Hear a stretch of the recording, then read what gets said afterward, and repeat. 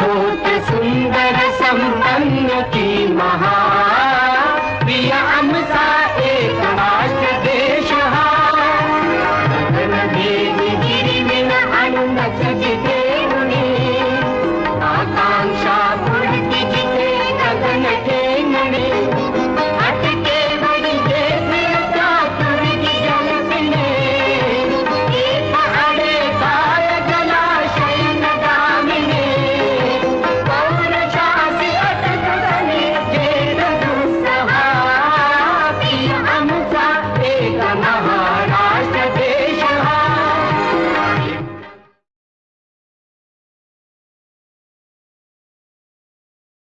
have Saints of Maharashtra, Sant Namadeva and Sant Tukaram by Shri Raghavan Iyer. Over to you, Uncle.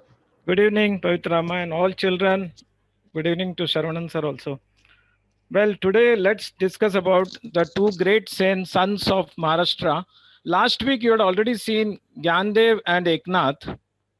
And this week we are looking at the two great saints, that is Sant Namadeva and Sant Tukaram. Now let's start with Sant Namadeva. Children, just wanted to ask you before we proceed about, you remember we had discussed about who is a Sant in that last discussion about the the life of the importance of sons in our life. Yes, sir. Do you recollect Yes, who are sons and why they are different from saints? One specific, point which separates them from the saint. See, sons are devotional bhakti poets, okay, as compared to the saints. That is, the sons basically, they are, poets who have focused on devotion to the Lord, and also they basically focus on the Vaishnavism and the Saguna Bhakti. Okay, just keep in mind why the Sant. Because one thing which I wanted to tell you before we start is, just imagine these sons being talked about even after so many years. Why so? Think why they are so special. Why we still talk about Sant Namadeva, Sant Tukaram, Sant Gyaneshwar, and also Sant Eknath. So that is because of their great contribution to the Bhakti Marga. Okay. So please be attentive. I wanted to discuss a few points before, about Sant Namadeva. Now, Sant Namadeva was a great Indian poet and Maratha saint who was born in Narsi Shimpoli in Maharashtra. He was born in the year 1270 on 26th October and passed away on 3rd July 1350. Now, Namadeva was basically, his parents were Gonai and Damshet. They were elderly childless couples who had prayed for parenthood. And what followed was, they found a child floating in the river. See, look at God's grace. They got a child who was floating in the river, and that was Sant Namadeva. He was from the Shimpi caste, and that is why, he was from a backward community. Okay, that is the Shudra caste. But then his followers, from both Maharashtra as well as from the north, they basically wanted to be called as from the Kshatriya community. Now, what was the speciality of Namadeva? Now, Namadeva used the Marathi language to, put forward his beliefs. And what he did was, he used to write simply worded poems, songs in the praise of Lord Vithala. And it also had a melodic device, which is called as the Samkirtanam. Okay, that is a method of applauding and, what we do for Panduranga. So that was something which he started.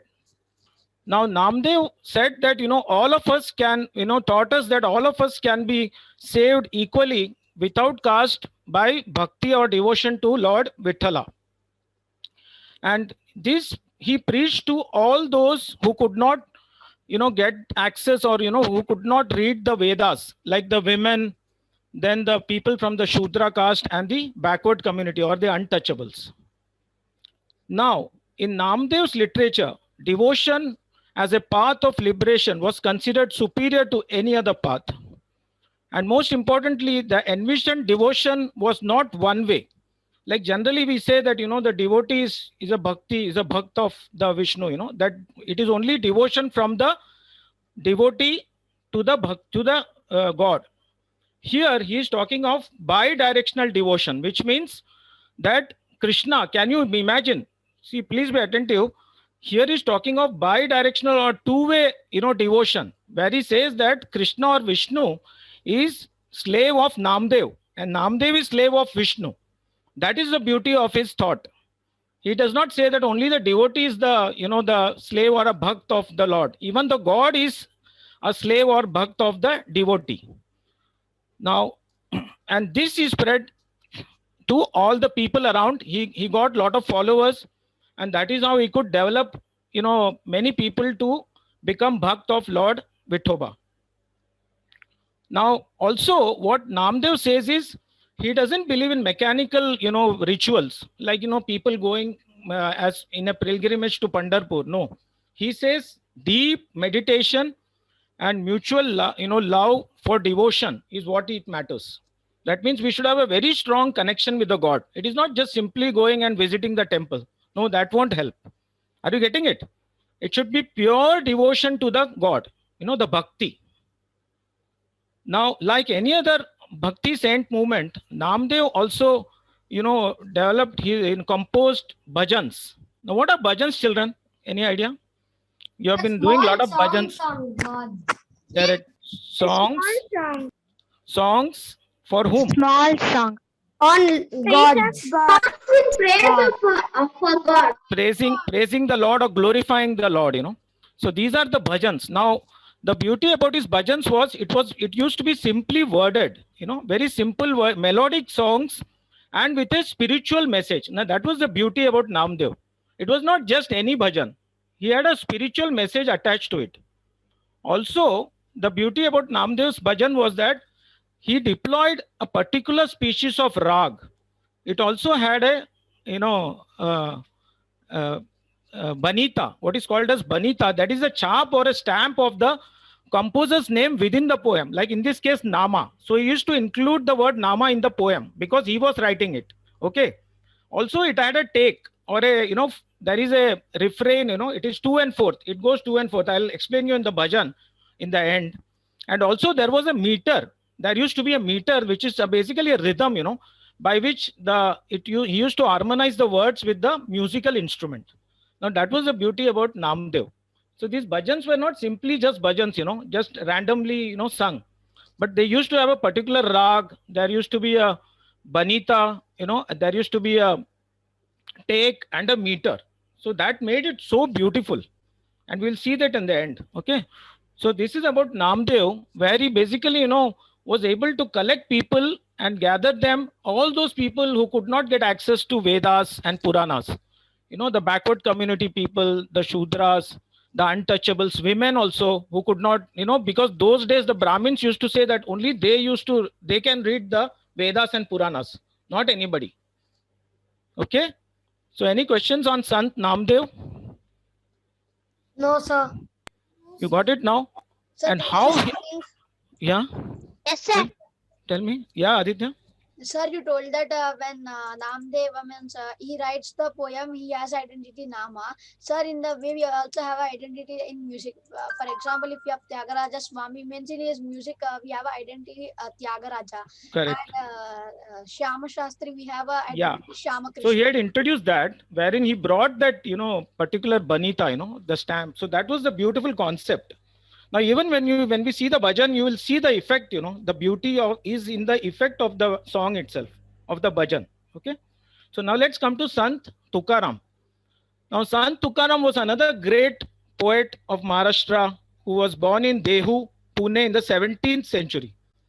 Now, what was special about Tukaram who was affectionately called Tuka or Tukoba, was he wrote devotional poems, called abhangs, and also spiritual songs called kirtans. Now, what are abhangs and kirtans? And how different it is from bhajans? Abhangs are like bhajans, short bhajans slightly different. It is, of course, it is a song. It is a song sung with music.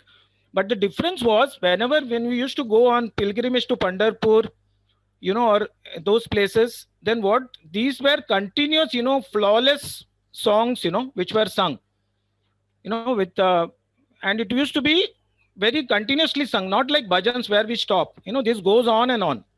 So the babangs basically, and there are various themes also in that. Like that was something which was the trademark of Sant Tukaram, because he used to write not just abangs, but he wrote in with various themes on humility, equality, concern for ecology, and God's grace.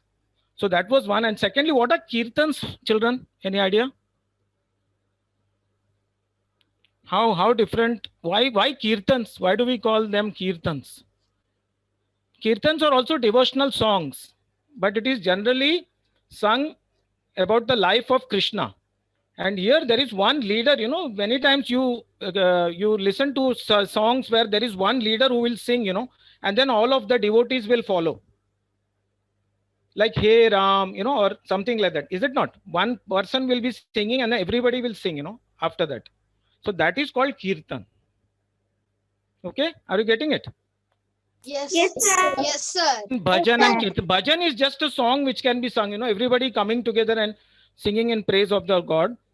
Whereas abangs are a continuous, which are song which is continuously sung, particularly when they're on the pilgrimage, where you need a lot of energy. So they keep singing the song. That is abangs. And thirdly, you have the kirtans. Okay. So Sant Tukaram. Now, what was the achievement of Sant Tukaram? Now, basically, he was one of the prominent saints of the Bhakti movement. Now, he had a very deep understanding of the Hindu philosophy.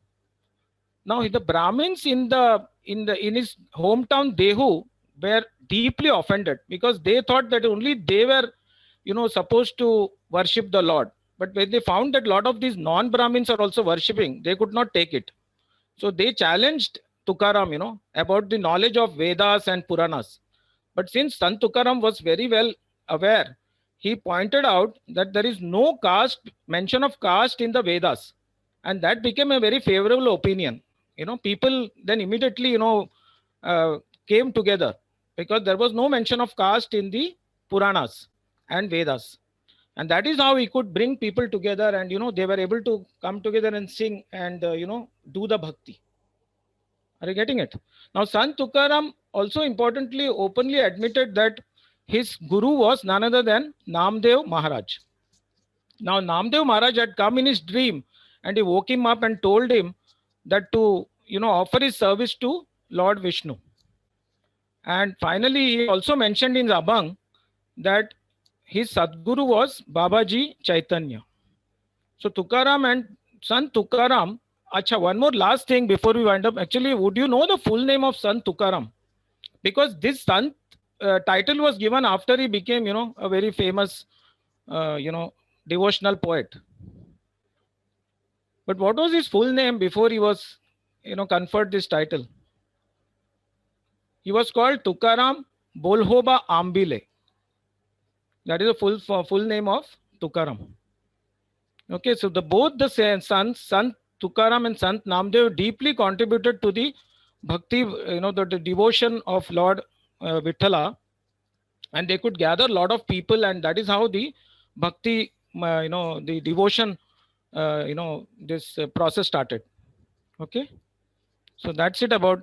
Now, just finally, before we wind up, I wanted to say a little bhajan about the composition by Sant Namadeva, and of course the great Bhimchan Joshi had sung it. I'm just making an attempt. Okay, so just listen. I just wanted to briefly, just give you an idea about this, bhakti song or bhakti, poem which was written so many years ago, and even today it has such an impact. Okay.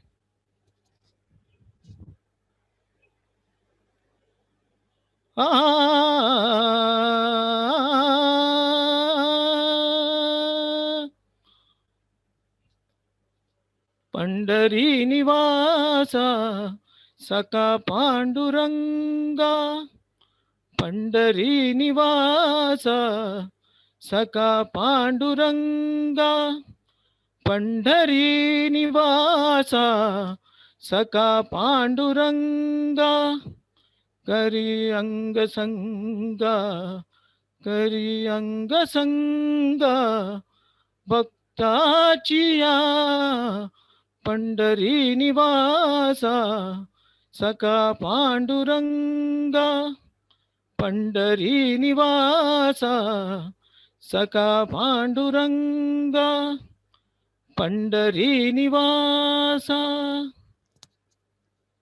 भक्त कैवरिया.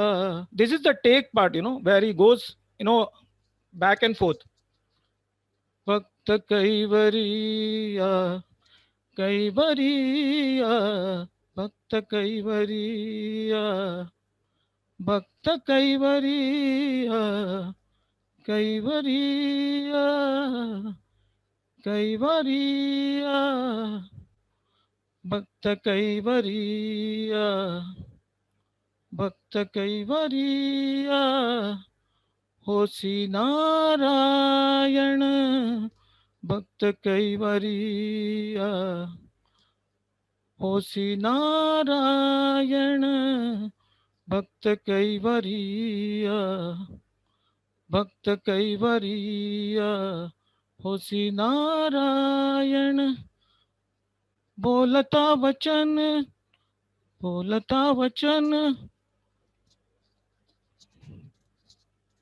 होस काय बोलता वचन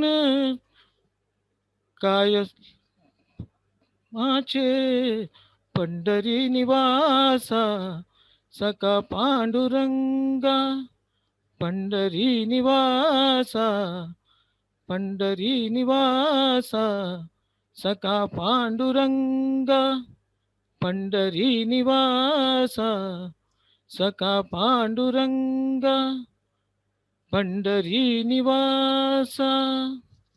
So this is the poem. I got a bit stuck. So this is the beauty of the poem. See, the bhajan was so beautifully, prepared with all the material, Okay. Thank you very much. Wow. Superb. That was nicely sung and very good information. Thank you, Raghavan uncle.